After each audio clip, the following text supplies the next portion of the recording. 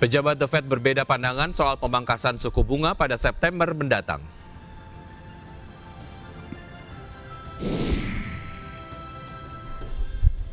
SWF terbesar di dunia asal Norwegia stop investasi di 11 perusahaan Israel.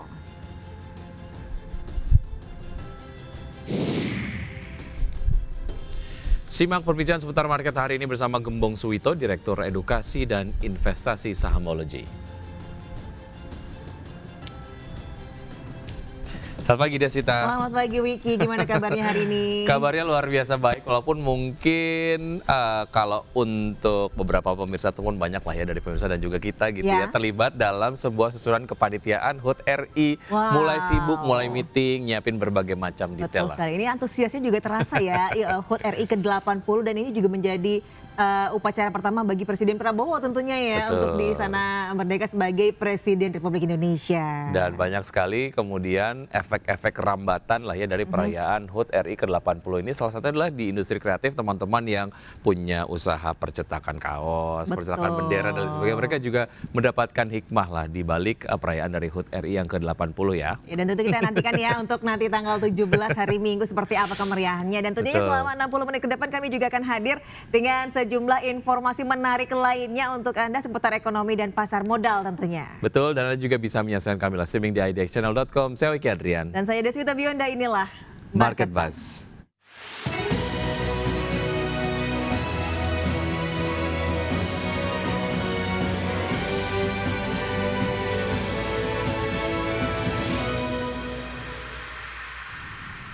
Kita ke isu viral yang pertama di Market Buzz, sebesar The Government Pension Fund Global Sovereign Wealth Fund atau SWF terbesar di dunia asal Norwegia menjual sahamnya di 11 perusahaan Israel, dan SWF atau SWF ini ingin mengurangi investasinya di Israel di tengah krisis kemanusiaan di jalur Gaza. The Government Pension Fund Global berinvestasi di 61 perusahaan Israel pada semester pertama tahun ini, dan pekan lalu pihak manajemen memutuskan untuk menjual semua sahamnya di 11 perusahaan Israel.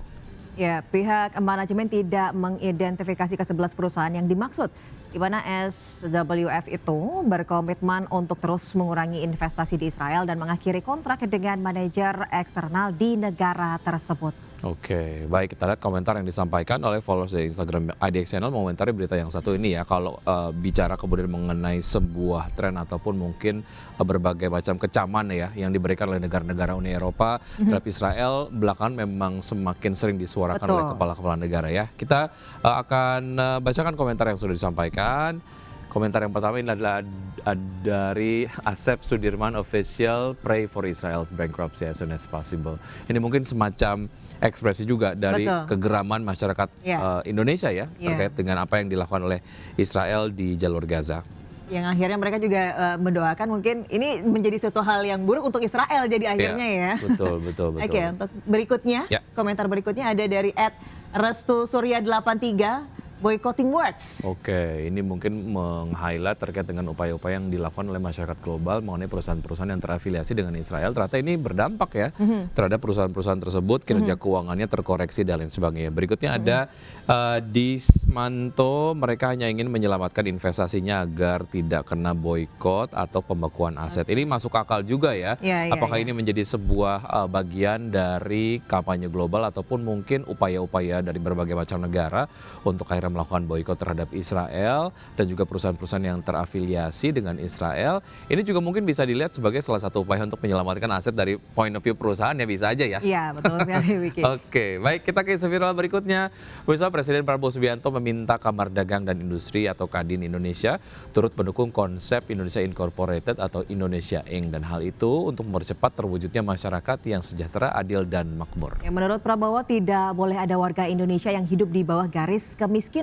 Pelaku usaha yang masuk kategori menengah dan besar harus membantu usaha kecil dan mikro serta rakyat yang tertinggal. Baik, kita lihat komentar yang disampaikan oleh followers di Instagram IDX Channel. Mengomentari berita yang satu ini ada Reza Afrildo, kembalikan lagi industri padat karya agar bisa menyerap banyak tenaga kerja. Apalagi di tengah dengan banyaknya PHK yang Iya, terjadi di iya. Indonesia yang semakin bertambah, juga makin banyak orang yang membutuhkan untuk pekerjaan baru untuk Betul. perekonomian mereka pribadi begitu Betul ya. sekali. Tapi satu hal yang kemudian cukup menarik adalah terkait dengan pertumbuhan dari beberapa sektor yang menyokong pertumbuhan ekonomi begitu ya, yang kemudian tumbuh adalah beberapa sektor yang tidak padat karya begitu, bahwa itu berkontribusi terhadap angka dari pertumbuhan ekonomi iya, tapi tidak berkontribusi secara signifikan terhadap serapan tenaga kerja, itu yang kemudian Iya, betul. dibutuhkan oleh masyarakat ya. Kemudian komentar berikutnya ada dari Ari Wirahadi, fakir miskin dan anak-anak terlantar dipelihara oleh negara. Oh, ini Oke. mengutip dari pasal undang-undang ya,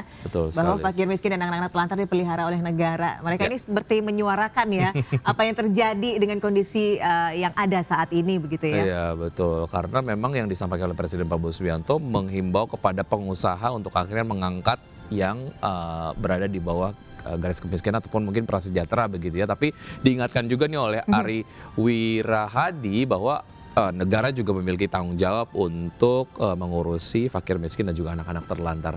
Berikutnya ada Bro_Ahmad34, udah sering denger ini, nggak tahu deh realisasinya di lapangan katanya ya. Mudah-mudahan bisa terrealisasi ya, ada kolaborasi ataupun mungkin ada upaya-upaya yang dilakukan oleh pengusaha skala sedang dan juga besar untuk bisa mengikutsertakan UMKM ataupun mungkin masyarakat yang berada di bawah garis kemiskinan ataupun kemiskinan ekstrim supaya kesejahteraannya meningkat. Betul sekali. Ya. Dan untuk selanjutnya, Baik, kita ke isu viral berikutnya. Pemirsa, pengusaha Hasim Joyo Hadi Kusumo lewat PT Investasi Sukses Bersama atau ISB melakukan akumulasi hingga 30 juta saham PT Solusi Sinergi Digital Tbk atau Search dengan kode saham Wi-Fi, dan ISB atau ISB merupakan pemegang saham pengendali Search dengan porsi kepemilikan saham lebih dari 50%, dan Hasim yang berada di balik ISB juga terus memperbesar kepemilikannya. ya ISB memborong 30.095.800 saham Wi-Fi pada 8 Agustus 2025. Transaksi dilakukan pada harga rata-rata 2.880 per saham sehingga nilai transaksi mencapai 86,7 miliar rupiah. Dengan transaksi tersebut, kepemilikan saham ISB pada saham Wi-Fi bertambah. Sebelumnya pengendali memiliki 2,85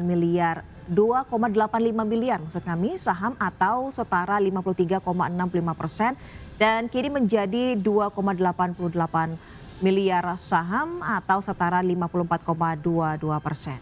Baik, kita lihat komentar yang disampaikan oleh followers dari Instagram IDX Channel mengomentari berita yang satu ini. Pemirsa, ini ada komentar yang disampaikan oleh Harisam, Wi-Fi belum mengecewakan semenjak beli gas terus katanya. Jadi dia beli di harga bawah, kemudian secara kinerja dari pergerakan harga sahamnya juga terus menunjukkan peningkatan begitu. Jadi Ya. sejauh ini puas lah dengan kinerja saham dari Wi-Fi sendiri. Oke. Oke, ke komentar yang berikutnya ada @noviandri _89 bawa terbang ke 5.000 Pak. Oke, pengennya ada pergerakan harga saham Wi-Fi yang terus terjadi ya, dan juga bisa signifikan masuk level 5.000. Berikutnya ada Arski, ngeblong dulu Pak Hasim ke level 2.300-an lagi saya tunggu. Ini yang berharap agar harga sahamnya terkoreksi agar bisa masuk ke saham Wi-Fi dengan harga yang lebih murah. Kurang lebih seperti itulah ya.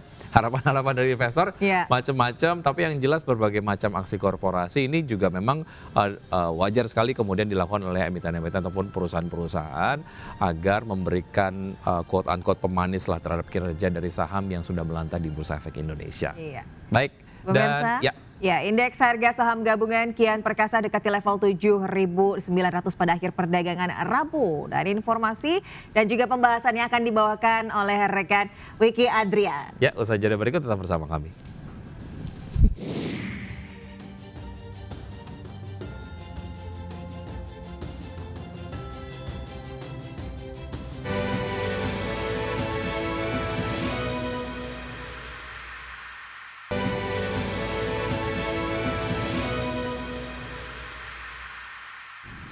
Terima kasih Anda masih bergabung sama kami. Pemirsa, indeks harga saham gabungan atau IHSG kembali ditutup menguat signifikan dari Rabu dengan menembus level 7.900 dan mendekati level tertinggi sepanjang masa, yaitu di level 7.910,86. Penguatan IHSG ditopang melesatnya saham big caps dan saham konglomerasi. Indeks harga saham gabungan ditutup menguat signifikan 1,30% ke level 7.892,911 di perdagangan Rabu. Secara intraday, IHSG sempat melesat ke level 7.903,053 dengan mencoba mendekati level tertinggi sepanjang masa di level 7.910,86 di 2024 lalu dan mencoba mendekati level 8.000. Kenaikan IHSG ditopang oleh 9 indeks sektoral dengan 3 sektor dengan penguatan terbesar IDX Tekno melesat di 3,98%, IDX Health naik 1,56%, dan IDX Property melaju di 1,49%. Penguatan IHSG ditopang saham konglomerasi dan saham big cap.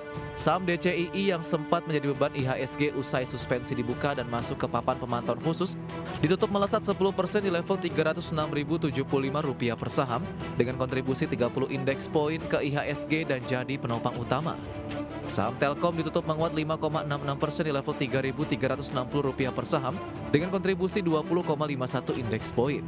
Lalu saham DSSA melesat 5,86% ke level Rp88.500 per saham dengan kontribusi 18,78 indeks poin.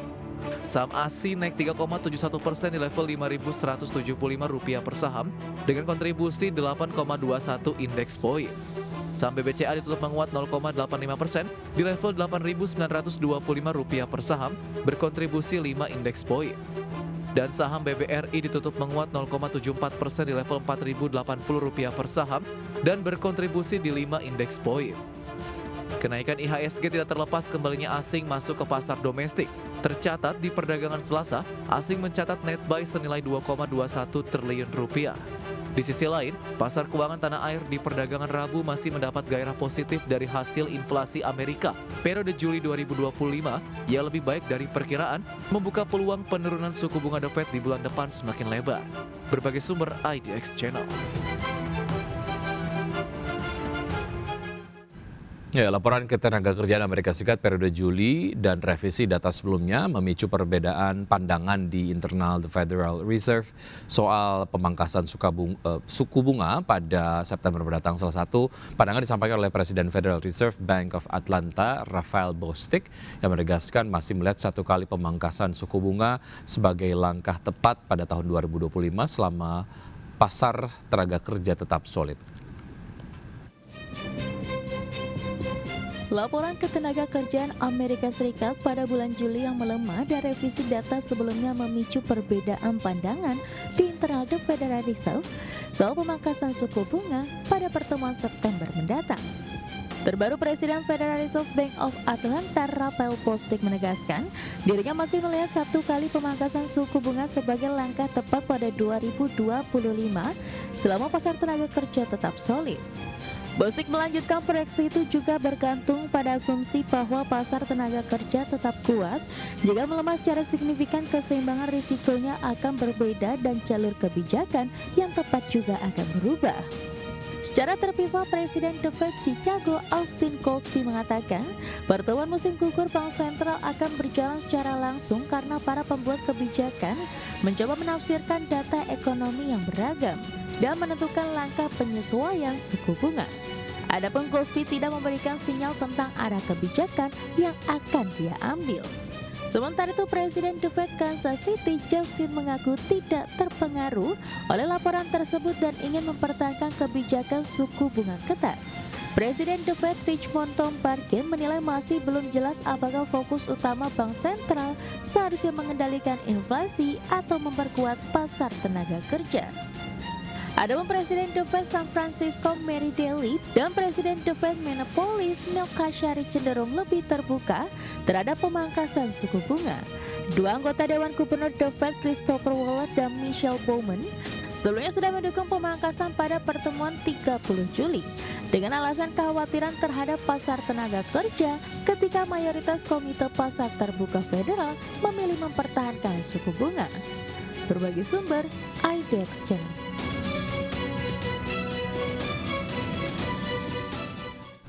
Ya, harga minyak merosot pada perdagangan di hari Rabu setelah pasokan minyak mentah di Amerika Serikat meningkat di luar dugaan. Meski demikian, penurunan harga tersebut terbatas setelah Menteri Keuangan Amerika Serikat mengatakan Presiden Donald Trump dapat memanfaatkan sanksi dalam pertemuannya dengan Presiden Rusia Vladimir Putin. Minyak mentah berjangka Brent ditutup turun 0,74% ke level 65,63 dolar Amerika per barrel, sementara minyak mentah berjangka West Texas Intermediate melemah 0,82% menjadi 62,65 dolar Amerika per barrel. Adapun menurut Badan Informasi Energi atau EIA, stok minyak mentah Amerika Serikat melonjak 3 juta barrel menjadi 426,7 juta barrel. Menurut EIA, net impor minyak mentah Amerika pada pekan lalu naik sebesar 699 ribu barrel per hari. Sementara itu, sentimen lain datang dari Trump yang diperkirakan bertemu dengan Putin di Alaska pada hari Jumat ini untuk membahas upaya mengakhiri perang Rusia di Ukraina. Menteri Keuangan Amerika Serikat Scott Bessent mengatakan sanksi atau tarif sekunder dapat dinaikkan jika pertemuan tersebut tidak berjalan dengan baik dan mendesak para pemimpin Eropa untuk juga memanfaatkan sanksi.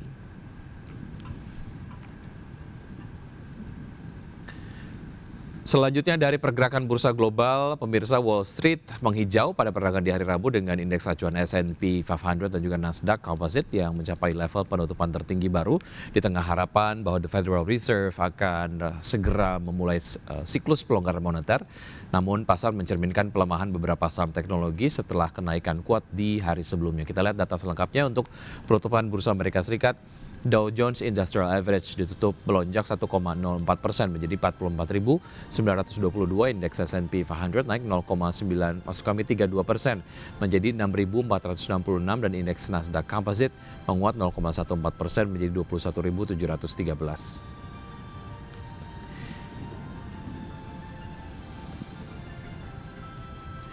Ya, sementara itu bursa ekuitas Eropa menyentuh level tertinggi hampir 2 minggu didorong kenaikan saham healthcare dan juga teknologi karena ekspektasi yang hampir pasti bahwa The Fed akan memangkas suku bunga bulan depan. Indeks Stoxx 600 ditutup menguat 0,54% menjadi 550,85, indeks DAX Jerman ditutup menguat 0,67% menjadi 24.185 dan indeks FTSE 100 Inggris naik 0,19% menjadi 9.165.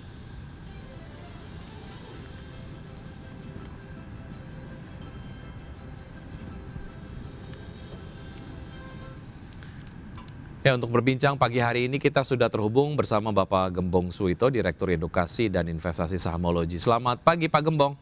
Selamat pagi, selamat pagi Indonesia. Baik, terima kasih sudah bergabung sama kami Pak Gembong di pagi hari ini. Semoga kita sehat selalu ya. Semangat sekali nampaknya Pak Gembong. Mungkin ini berkaitan dengan all time high ISG di perdagangan kemarin dan juga optimisme mungkin bisa mencapai 8.000 di waktu yang dekat. Atau mungkin Anda optimis bahwa ISG bisa mencapai 8.000 di hari ini Pak Gembong?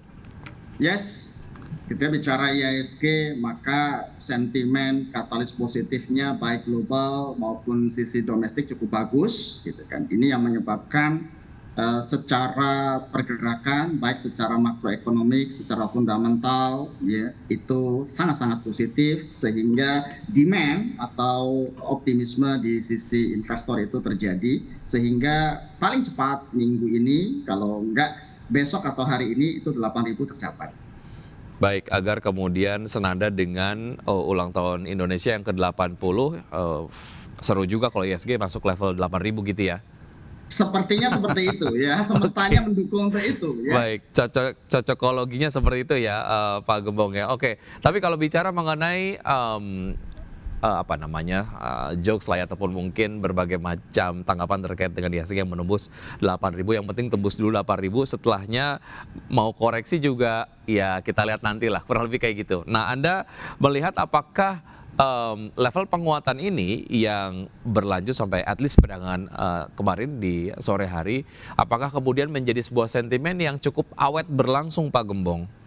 Atau hanya sementara aja? Sisi penyebab atau pendorongnya ya posisi saat ini itu didorong ada dua. Pertama adalah saham-saham konglomerasi ya 1-2 bulan terakhir terus konsisten untuk naik ya, dan terakhir dari sisi DJI setelah ARB 4 hari begitu naik itu 10%, kontribusi indeksnya sangat signifikan. DJI itu sekarang market cap-nya 2 kali Telkom sekitar 729 triliun ya, sedangkan Telkom sendiri hampir separuhnya. Itu dari sisi saham-saham konglomerasi penopang. Yang kedua yang paling fundamental adalah dari sisi saham-saham yang blue chip, all blue chip. Nah, ini mulai konsisten masuk inflow dari investor asing, terutama dari sisi 3 hari terakhir konsisten masuk ya terutama di Big Bang, Telkom, Astra itu sudah mulai masuk karena memang secara valuasi sangat-sangat murah. Yang pertama, yang kedua dari sisi perbaikan makroekonomi kita terkait dengan GDP yang di luar ekspektasi, ya itu sangat baik. Makro global juga sangat baik, ya dari data-data inflasi dari sisi Amerika ataupun data tenaga kerja yang hampir mayoritas, masuk kita disebutkan itu di September ada pemangkasan suku bunga atau cut rate. Itu yang menjadi optimisme global dan euforia itu ditangkap oleh pasar, dan sekarang sentimen masuk ya inflow ya terutama kurs rupiah di mendekati 16.000 itu salah satu banyak sentimen positif, sehingga ya minggu ini target 8.000 harusnya tercapai. Setelah itu bagaimana? Nah, kalau secara old fundamental saham-saham blue chip masih inilah langkah awal memulai pergerakannya. Ya, namun di saham-saham konglomerasi hati-hati, terutama ya valuasi cukup premium di DJI dan Grup PP ini yang salah satu pendorong nanti atau penghambat pergerakan indeks kalau setelah 8.000.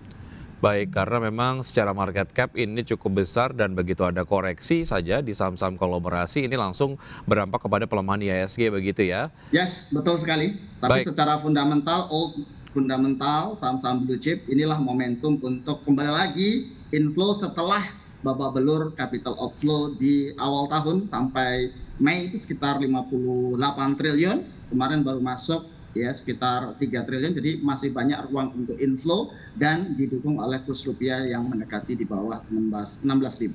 Baik, di tengah proyeksi optimis IHSG bisa tembus 8.000 at least di pekan ini Pak Gembong. Apa yang kemudian bisa dimanfaatkan oleh pelaku pasar kalaupun memang ingin jump in ke sentimen positif ini? Apakah memang masih bisa untuk bisa menikmati cuannya nanti begitu, atau secara harga nampaknya udah telat karena sudah naik duluan begitu?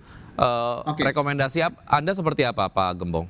Kalau untuk yang saham blue chip, old blue chip, ya fundamental terkait dengan banking, terus dari sisi Telkom dan Astra itu salah satu yang baru memulai ada inflow dengan valuasi dan harga yang sudah sangat-sangat murah. Ini baru langkah awal untuk tren itu naik secara jangka pendek.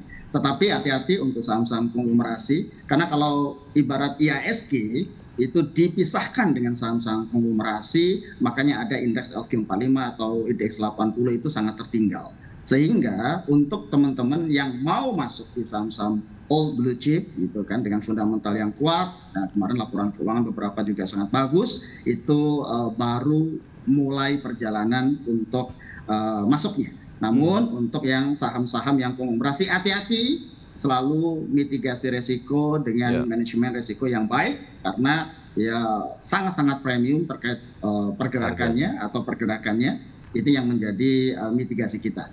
Baik, harganya sudah masuk premium, tapi tetap saja ada resiko untuk kemudian terjadi koreksi begitu ya untuk saham-saham konglomerasi. Baik, kita ke sentimen lain yang kemudian ini mendukung pergerakan dari bursa global, salah satunya adalah berpengaruh terhadap bursa domestik, yaitu terkait dengan data inflasi di Amerika Serikat di bulan Juli 2025 yang di bawah ekspektasi Pak Gembong. Dan ini kalau kita kemudian lihat dari pendapat yang disampaikan oleh pejabat The Fed sendiri, ini cukup variatif begitu ya. Ada yang kemudian support untuk penurunan suku bunga acuan di bulan September, ada yang belum melihat urgensi diturunkan suku bunga acuan di bulan September. Bagaimana Anda melihat ini Pak Gembong? Oke, kalau kita lihat big story-nya dari sisi global sendiri, kita mulai dari sisi Amerika, yaitu Trump. Kebijakan Amerika, Trump tersendiri adalah dia pengen suku bunga rendah. Ya, maka sangat detail sekali terkait dengan Powell bahwa ya kalau bisa Powell diganti, misalnya seperti itu. Ya. Tetapi kalau kita bicara pergerakan data makroekonomi dari sisi Amerika, kemarin disampaikan satu data tenaga kerja non-farm payroll itu di bawah ekspektasi. Ya, artinya pasar ya, terkait dengan tenaga kerja itu lesu. Yang kedua dari sisi inflasi, ya, inflasi itu di bawah konsensus, ya, inflasi kemarin Juli itu di kisaran 2,7, sangat baik, rata-rata ya konsensus itu 2,8, ini membuka ruang. Nah, pada saat Juli kemarin itu lakukan survei terkait dengan proyeksi analisis atau konsensus market terkait dengan kebijakan Fed, bahwa September itu peluang penurunan suku bunga itu kisaran konsensus sekitar 94%.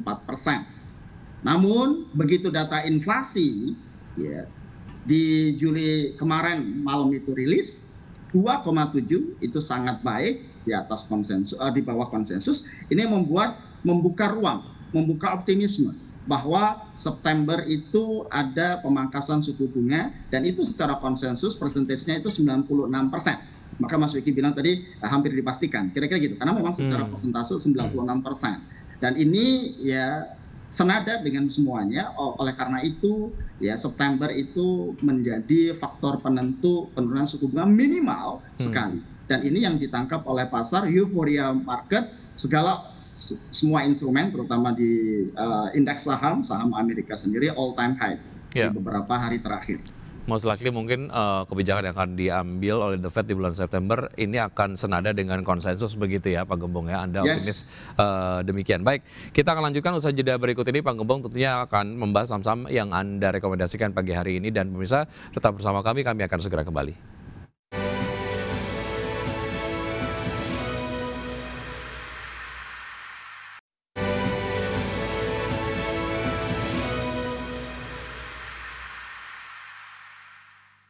Bersama kami, pemirsa, sebelum saya lanjutkan perbincangan bersama Pak Gembong Suwito, Direktur Edukasi dan Investasi Sahamology, kita akan lihat terlebih dahulu pembukaan dari IHSG di pagi hari ini di pukul 9:01 waktu Indonesia bagian Barat. Kalau seluruh datanya dari RTI. Ya, baik. Kita terlebih dahulu ke Bursa Asia, pemirsa.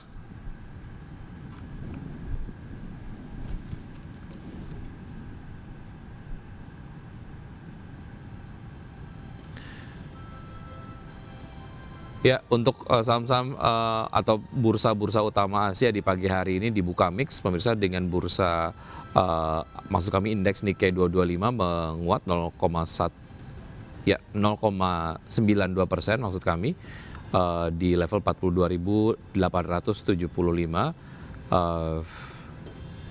Kami koreksi ada tanda minus di samping 0,92 itu seharusnya tidak ada begitu ya.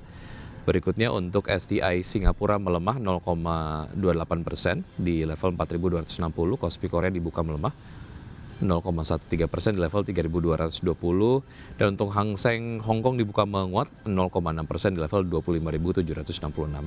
Dan berikutnya adalah saham-saham pilihan pagi hari ini pemirsa yang direkomendasikan oleh Pak Gembong, diantaranya adalah ada BBCA dengan support di 8.000 dan resistance di 9.200, PBTN support di 1225, resistance di 1.500, SMRA dengan support di 410, resistance di 500, kemudian SIDO dengan support di 490 dan resistance di 550.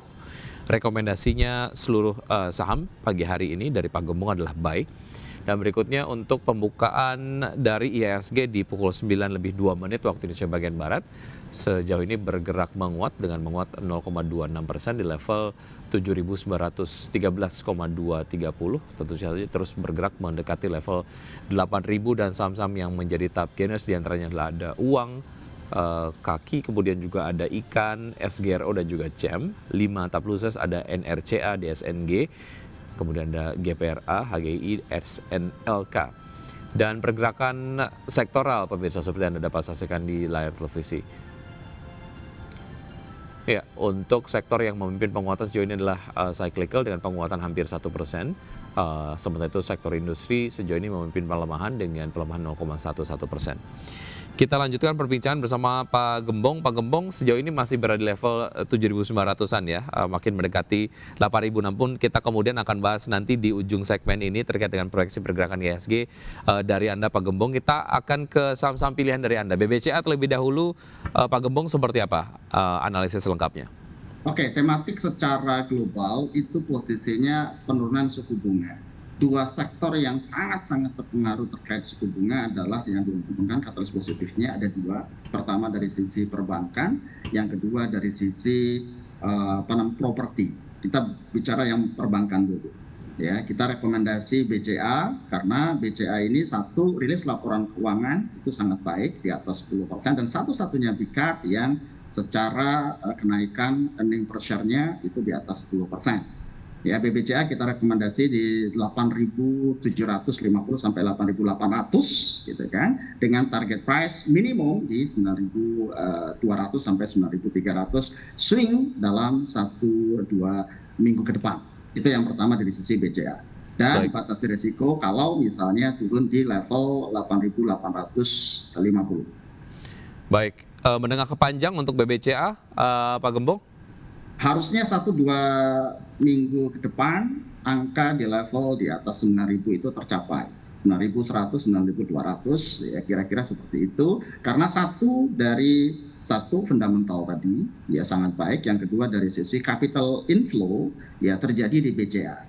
Yang biasanya itu ya 2-3 bulan kemarin capital outflow, ya sekarang 2-3 hari ya itu sudah capital inflow. Ini yang mendorong BBCA. Ibaratnya pintu masuk awalnya itu dari sisi ketika bicara market cap ya di saham-saham ya indeks global, di sisi contoh ya MSCI dan lain-lainnya BBCA nomor 1. Sehingga itu menjadi katalis positifnya BBCA.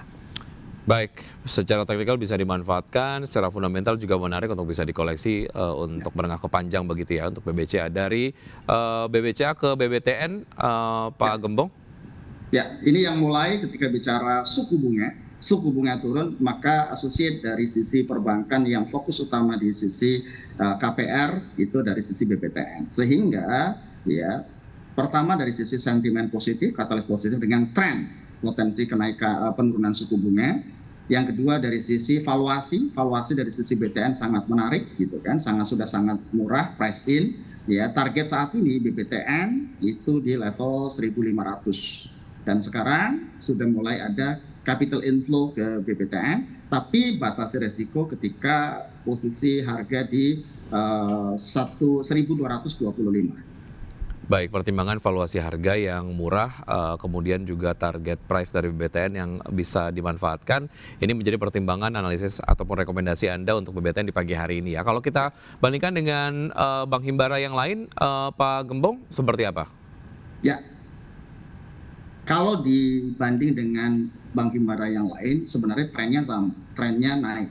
Tinggal potensi upside dan kira-kira siapa yang mendapatkan keuntungan yang sangat positif dengan sentimen penurunan suku bunga. Baik. Maka kita ambil ya tadi BBTN ini menjadi sesuatu yang kami pilih secara prioritas dibanding Bank Himbara yang lain. Itu yang pertama. Yang kedua, Bank Himbara yang lain ya ini kan ada rencana terkait dengan banyak program-program dari sisi pemerintah yang harus disupport oleh perbankan. Jadi sentimennya contoh misalnya ya terkait pemodalan misalnya Koperasi Merah Putih gitu kan. Nah, itu kan memberikan sentimen-sentimen yang kira-kira negatif. Sehingga ya saya memilih dari sisi BBTN untuk memberikan skala prioritas dari sisi rekomendasi. Baik, ini juga berkaitan dengan salah satu sektor yang mendapatkan dampak positif dari penurunan tingkat suku bunga acuan terkait dengan sektor properti, dan BBTN ini juga berkaitan dengan penyaluran kredit KPR begitu ya, berkaitan satu sama lain. Baik, dari BBTN kita ke SMRA, Pak Gembong, seperti apa? Ya, yang terkait properti sebenarnya banyak ya properti yang sangat-sangat menarik, karena kalau sisi market cap itu propertinya namanya PANI gitu kan. Tapi kan PANI itu pergerakannya lebih ke arah faktor yang sifatnya corporate action. Nah, banyak sisi ya terkait saham-saham properti ya, misalnya contoh SMRA, BSDE, P1 itu yang menjadi prioritas utama kita di rekomendasi. Nah, salah satunya yang kita melihat dari sisi fundamental, valuasi dan recovery dari sisi laporan keuangan, kami melihat SMRA itu cukup menarik, cukup atraktif dengan target beli di kisaran 425 sampai 430. Targetnya panjang ya di kisaran minimum 500, tapi batasi resiko ketika menyentuh harga di level 410. Baik, dari SMRA kita ke SIDO, Pak Gembong. Nah, SIDO juga sama ya, ini posisinya support terkuat dia di level kira-kira di 500-an dan saat ini masih belum ya tertembus. Mendekati 500 saat ini di level 500 ya 05 atau 510 itu kita rekomendasi untuk lakukan pembelian. Ya, satu dividen, yang kedua dari sisi fundamental laporan keuangannya ada perbaikan di Q2 sehingga itu menjadi katalis positif, sentimen positif kita untuk memberikan rekomendasi di SIDO. Target SIDO masih panjang, kisaran minimal 550, tapi batas risiko ketika di level 490. Baik, itu tadi beberapa saham yang direkomendasikan dari BBC, BBTN, SMR, dan juga SIDO. Singkat saja untuk proyeksi pergerakan IHSG, Pak Gembong, di pagi hari ini. Ya, di pagi hari ini momentumnya masih akan positif, tetapi pergerakannya akan mix gitu kan. Kalaupun ada kenaikan tidak sekencang kemarin, ya mendekati 8.000, tapi harapannya saham-saham blue chip terus dilakukan akumulasi baik investor retail maupun investor ini asing. Dan harapan kedua, saham-saham konglomerasi jangan turun yang signifikan. Kira-kira gitu. Terms and condition-nya seperti itu ya. Ya, sampai besok pas penutupan terakhir di tanggal 15, ya ulang tahun ya Republik Indonesia yang ke-80, IHSG di 8.000. Amin. Baik, oke, beberapa informasi, analisis dan juga rekomendasi sudah disampaikan oleh Pak Gembong tadi terkait dengan investasi dan juga saham-saham yang direkomendasikan pagi hari ini. Semoga dapat menjadi referensi dan sumber informasi untuk pelaku pasar. Tapi keputusan investasi kembali ke tangan investor. Pak Gembong, terima kasih sudah bergabung bersama kami. Sukses untuk Anda, Pak Gembong. Sampai jumpa. Terima kasih, Mas Wiki. Terima kasih. Baik. Dan pemirsa tetap bersama kami, usai jeda kami akan hadir dengan informasi menarik lainnya akan disampaikan oleh saya dan juga rekan Desvita Bionda. Desvita, informasi apa yang nanti akan disampaikan di segmen berikutnya? Ya, Wiki dan juga pemirsa, setelah ini akan ada informasi diantaranya PT KB Pharma Tbk bidik pertumbuhan laba dan penjualan single digit hingga akhir 2025. Informasinya akan kami hadirkan untuk Anda usai jeda. Market Buzz segera kembali.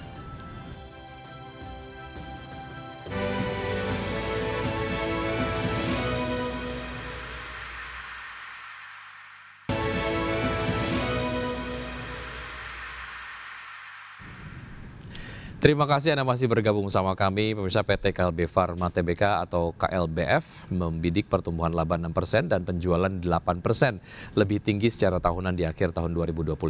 Target itu dituju emiten farmasi tersebut seiring pertumbuhan kinerja yang apik di semester 1 2025. PT KLB Pharma Tbk atau KLBF bidik pertumbuhan laba 6% dan penjualan 8% lebih tinggi secara tahunan di akhir 2025. Target itu dituju emiten farmasi tersebut seiring pertumbuhan kinerja yang apik di semester 1 2025. Tercatat, KLBF meraup laba bersih sebesar 2,02 triliun rupiah, meningkat 10,77% secara tahunan dibandingkan laba di periode sama tahun sebelumnya yakni 1,83 triliun rupiah. Penjualan KLBF juga naik 4,5% secara tahunan senilai 17,07 triliun rupiah dan dari sebelumnya 16,32 triliun rupiah. Total penjualan domestik yang mencakup obat resep, produk kesehatan, nutrisi, distribusi dan logistik KLBF secara domestik juga naik menjadi 15,92 triliun rupiah dari 15,5 triliun rupiah. Sedangkan penjualan ekspor dengan segmen produk yang sama juga ikut bertambah dari 16,32 triliun rupiah ke 17,07 triliun rupiah. KLBF akan tetap gencar menelurkan inovasi obat-obatan biologis, ekosistem onkologi, terapi sel dan vaksin yang selama ini dilakukannya. Dalam waktu dekat, KLBF juga akan memperluas penetrasi produk spesialitinya di kawasan Asia Tenggara.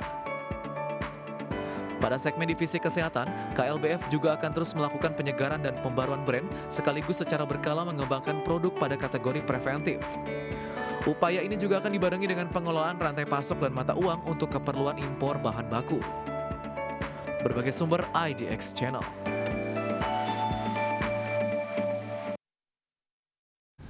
Ya, pemirsa, kinerja PT Mitra Keluarga Karya Sehat atau MIKA menguat pada semester 1 tahun ini didorong peningkatan pendapatan dari pasien privat. Ya, MIKA mencatatkan pendapatan 2,6 triliun rupiah atau naik 4,5% secara tahunan pada separuh pertama 2025.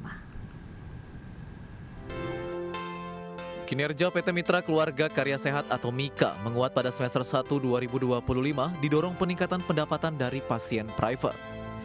MIKA mencatatkan pendapatan 2,6 triliun rupiah atau naik 4,5% secara tahunan pada separuh pertama 2025. Pendapatan rawat inap naik 3,7% secara tahunan menjadi 1,7 triliun rupiah, sedangkan pendapatan rawat jalan tumbuh 6,3% secara tahunan ke posisi 820,9 miliar rupiah. Volume pasien privat cenderung stabil dengan pertumbuhan rawat jalan di kisaran 1 digit rendah. Berdasarkan payer mix, pendapatan pasien privat naik 8,2% secara tahunan, sedangkan pasien BPJS turun 15,1% secara tahunan. Perseroan memproyeksikan pengetatan sistem membuat volume BPJS akan tetap rendah. Hingga semester 1 2025, selain pendapatan, laba bersih perseroan pun masih menguat 6,5% secara tahunan menjadi 639,7 miliar rupiah. Berbagai sumber IDX Channel. PT Indosemen Tunggal Prakarsa Tbk atau INTP membukukan penguatan margin laba bruto sepanjang semester 1 2025 di tengah lesunya permintaan semen domestik. Ya, pada semester 1 tahun ini perseroan mencatat margin laba bruto sebesar 29,2% atau meningkat 28,3% pada periode yang sama tahun lalu. Kenaikan ini pun mencerminkan kemampuan perseroan dalam mengendalikan beban dan perseroan melakukan total volume penjualan semen dan klinker sebesar 8,89 juta ton, turun 1,6% secara year on year. Secara terperinci volume domestik terkoreksi 2,4% menjadi 8,65 juta ton, sedangkan ekspor melonjak 45,8% menjadi 237 ribu ton. Lesunya industri semen nasional membuat perseroan mencatatkan pendapatan sebesar 8,03 triliun rupiah, turun 1,1% year on year pada semester 1 tahun 2025. Meski demikian, perseroan mampu memangkas beban pokok sebesar 2,3% secara tahunan. Perseroan pun membukukan laba bersih sebesar 494,8 miliar rupiah atau tumbuh 13,8% secara tahunan.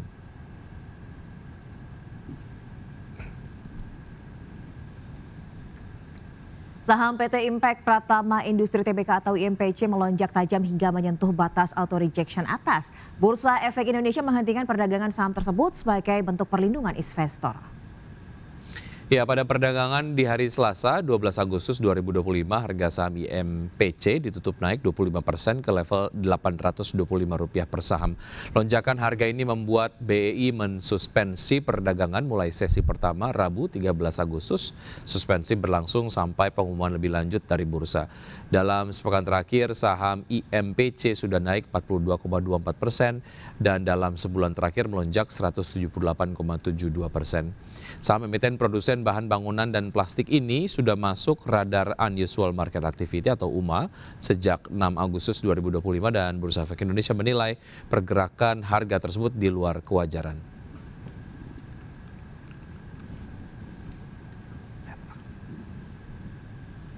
Ya pemirsa, sejumlah informasi menariknya akan hadir sesaat lagi. Jangan kemana-mana, tetaplah di Market Pass.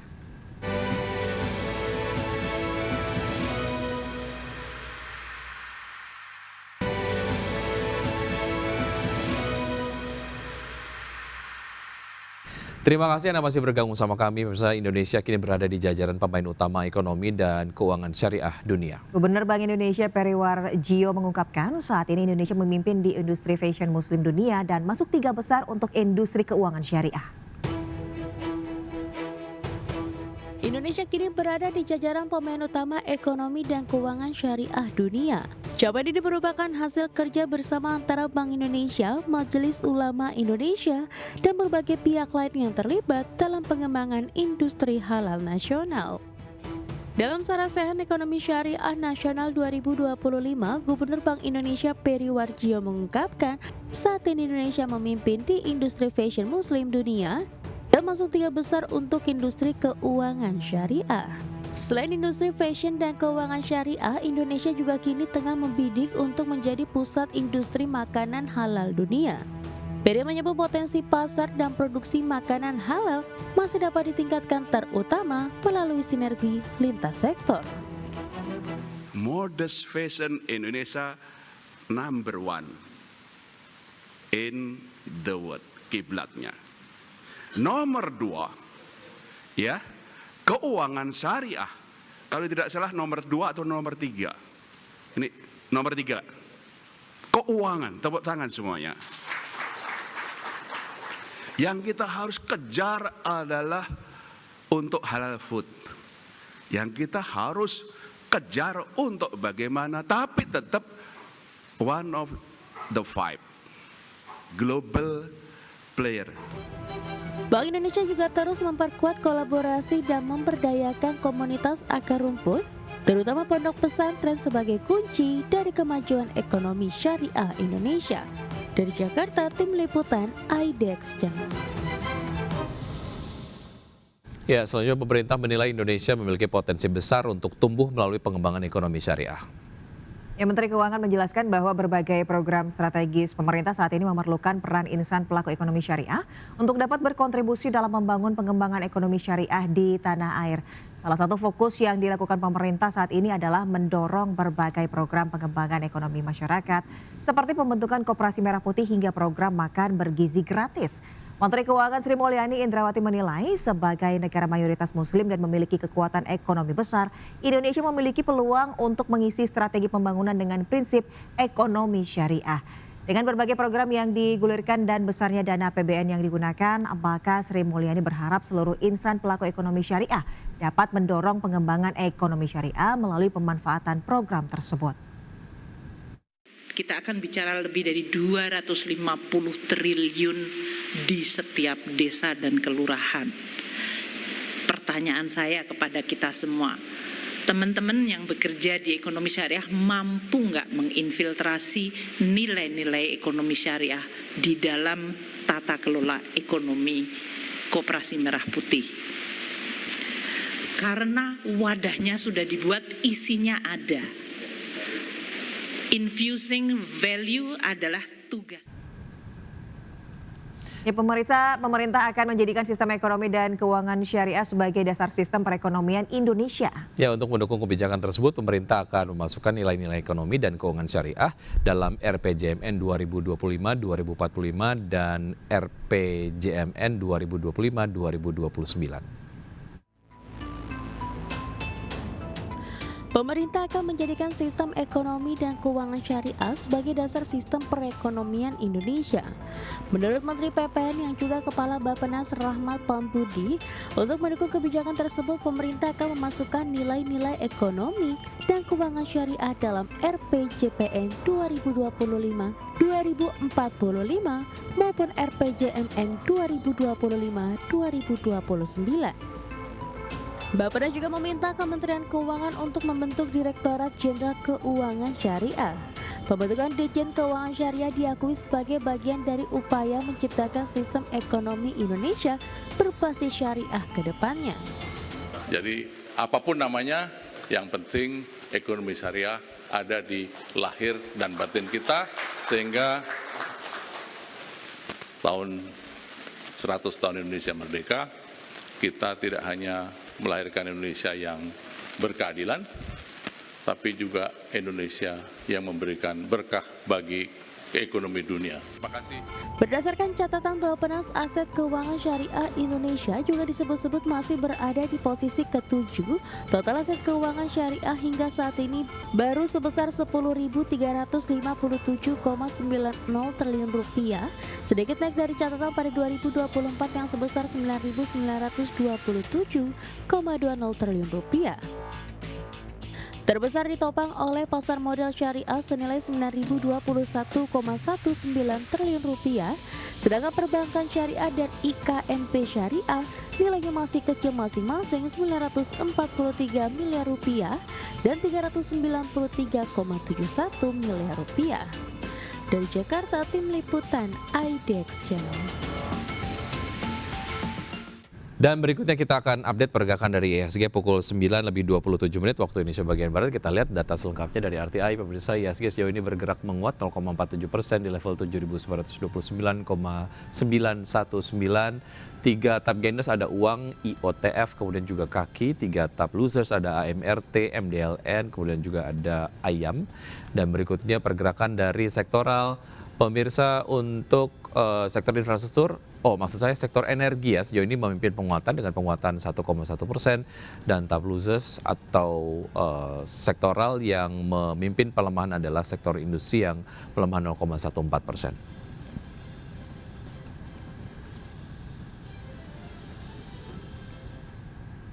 Ya baik pemirsa, 60 menit sudah kami menemani Anda dalam Market Pass. Semoga pembahasan hari ini dapat menjadi referensi dan sumber informasi untuk Anda. Tetap berbaru informasi Anda hanya di IDX Channel, your trustworthy and comprehensive investment reference. Jangan lupa untuk menyaksikan first session closing yang akan tayang pukul 12.00 waktu Indonesia bagian Barat. Karena urusan masa depan harus terdepan, aku investor saham, saya Wiki Adrian. Dan saya Deswita Bionda. Sampai jumpa.